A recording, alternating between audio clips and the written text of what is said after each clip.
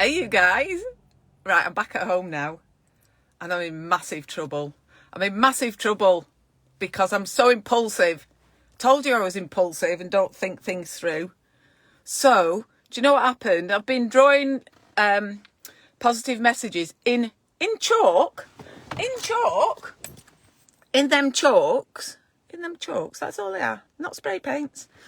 In chalks round the hospital in the hope that, oh my goodness, it's going to be dry weather, so I'm going to do it on Thursday. So I've been there 40 minutes. I should have gone faster and shouldn't have did it about doing stuff, talking to them little kids and stuff. So the first security guy came up and he says, oh, hiya, young lad, hiya. Oh, and he could see straight away I was using chalks. And he went, oh, right. He said, I was just worried. I thought, oh, here we go. Here's someone with some spray paint. So he goes, right. I said, oh, well, hopefully I can amuse you if you have a look. And off he went. And then this angry man came up to me. And not even finished my sentence.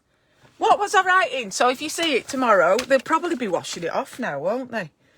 And what was I writing? I had loads to write, and I was writing, in case you come across it outside the hospital, you make a life out of what you have, not what is missing. So half that's missing. It's half... How ironic that! It's missing! Half of that's missing! You have... And I didn't write, not what you're missing. So, and he came up, he went... Have you got permission to do that? I went, no. Well, he said, you're on private property and you're this and you're that and you're the other and you're vandalising and you need to go now or whatever. Get off this, get out of my pub, he said. He said, get out of my pub. So I ran to my car, got in, and then I'm sat in my car, and he's taking pictures of my number plate. I'm front, and I'm there, and I was worried about getting mugged. So anyway, he rode up. So I'm like, oof. But I have learned a lot about myself from my journey with mental health battles, and I have learned to quite like myself, and there's nobody like me, and part of me is just impulsive. I have these brainwaves. They're not always good, let me tell you, but I think they're good. It seemed like a good idea at the time, and I tell you something now, I got it off that random acts of kindness thing. I got it off that sheet. It says write positive messages with sidewalk pavement chalk as a random act of kindness. Well, I don't think that man thought I was being very kind. But anyway, on a serious note, you see, the first guy that approached me, I'm guessing he's all right with himself. But the second guy, he looked more like a bouncer. I don't know whether some passers-by could see me from afar and were grassing me up, drawing all over the hospital floor. So anyway, up he comes, and he's looking like, I want to intimidate you. I'm going to intimidate you. I'm all in black. I'm going to knock your lights out if you answer me back. So, of course, I'm like a little timid little mouse. All right then. And he looks at me, and I'm thinking, quick, get me out of here, get me. And I tell you what, I was more scared of it. Oh, hang on. You can't see me. Let me get me keys in. I'm outside my house. Oh my God. So anyways, so what happens is he's shouting at me and telling me what a bad person I am in life. And, you know, I'm not having that. I'm not a bad person, but I might have got it a bit wrong. And my daughter told me, she said, it's easier to ask for forgiveness than it is for permission. And I think that's quite a good rule, but it didn't make that guy very happy. Look, I've got a runny nose because it's cold outside. I could have been in here watching Coriolis or Jungle or whatever's on, couldn't I? But no, I was out, drawing on the floor. Look, I didn't even get them all done. I had loads more to do. I had all them. I was going to draw a little panda and some flowers, and I was going to draw that. Oh well. Oh well. I'll have to draw them on little post-it notes and put them around the hospital, see if I'm allowed to do that on private property. Anyway, it's my own fault, isn't it? It's my own fault. I should know better. I should know that the world's wrapped up in red tape, and that's just how it is. But I was really scared. So I've never been in trouble. Well, I tell a lie. I think I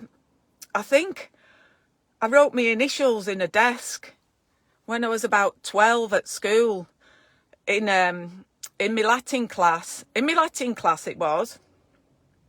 And it was Mr. Briscoe. And anybody who went to Our Ladies knows Mr. Briscoe. Oh my goodness. He had to walk in the school and everybody would be shivering in the boots, quaking in the boots. So anyway, I got in trouble for writing my initials on a desk in Latin, but I was really rubbish at Latin and it was really boring. And I remember once in primary school, I was standing outside the headmaster's office, but I can't remember what I'd done wrong. I can't remember. But I didn't get the ruler. You know, you used to get it with a ruler then. You used to have to queue up. But what they used to do is they used to make you stand outside stewing. So you'd be absolutely panicking and they say, we're going to tell your parents of you. We're going to tell your parents what you've done, how you've let this school down. Well, anyway, where I'm at in my life is I'm happy being me and I make mistakes and I will say sorry. If I've upset or offended anybody, I will say sorry. Husband phoning me. He'd be phoning me saying, he'd be thinking I've been mugged. He won't be thinking I've been frog marched off the property. Get out of my pub. Oh, hey. I tell you, I'm going to go and I'm having a glass of wine tonight after that rigmarole, after that ordeal. I should have known something like that were going to happen. But I tell you, on a serious note, you know, I'll do a live tomorrow and I've kept that quote. I'm getting mugged, honestly. I'll have to go in. But judging people, it is, he'll ring me again because he cares about me. Not that man. Judging people reveals a part of you that still needs healing. So I'm guessing that security guy, he was expecting me to be trouble. So he was there all guns blazing before I'd even seen what I'd written, before he'd seen that I was not doing any harm, to see that, you know, he didn't ask me if I worked there or, you know, he just presumed I was one of them troublemaking kind. He just presumed that. Well, do you know what I think? I think there's a bit of him that needs healing. And I forgive him. I forgive him for being so nasty and so angry with me.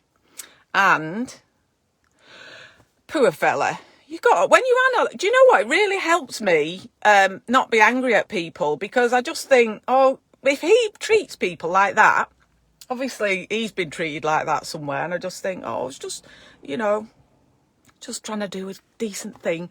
I'm going to go in. I'm going home. I'm outside my house. I am stupid, aren't I, though? I should have known, shouldn't I? I should have known. Should have known I was going to get in trouble. You wait. I'll be getting summoned to Chief Exec's office tomorrow, won't I? What have you been doing? Well, anyway, if I lose my job, I lose my job. That's how the cookie crumbles. If I lose my job, I'm going to France. Okay? Just telling you.